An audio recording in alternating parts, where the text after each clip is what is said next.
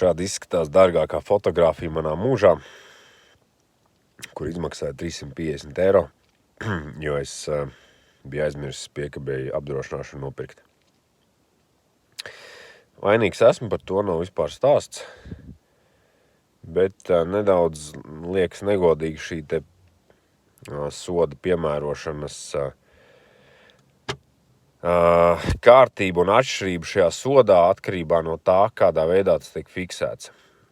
Tātad, ja man šajā pašā vietā, tieši pie šiem pašiem pārkāpuma apstākļiem, aptur ceļu policija, tad sods par šo būtu no 85 līdz 120 eiro. Plus vēl samaksā tur nezinu cik dienu laikā, tad tas sods ir vēl uz pusi. Bet pabraucot garām fotoradaram bez oktas, ir sods 350 eiro.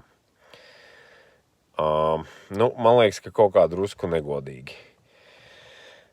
Jo pirmkārt jau es tajā brīdī tik un tā neuzzinu, ka man nav šī apdrošināšana, es to nevaru nekādā veidā izlabot.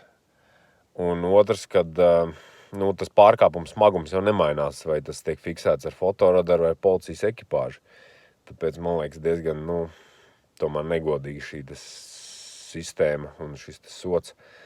Jo, es personīgi domāju, ka 99,9% cilvēki, kas dabū sodu par apdrošināšanu, ka viņi to nedara apzināti. Viņi neizbrauc no mājas zinādami 100%, ka viņiem nav apdrošināšana. Viņi vienkārši ir aizmirsuši to.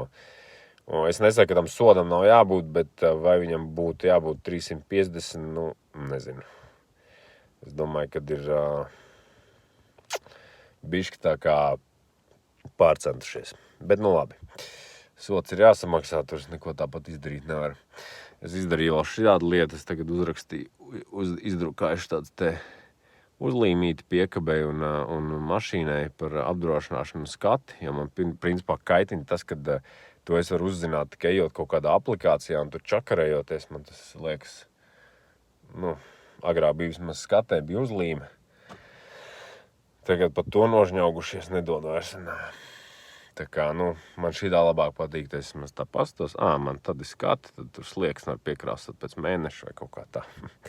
Labi, tas tā, bet šīdām video tā galvenā doma ir tāda, kad pārbaudiet, pierakstiet kaut kur redzamā vietā, lai neuzrautos, jo, 350 eiro ir diezgan smuka summiņa. Tā kā skatāmies datumus un esam uzmanīgi.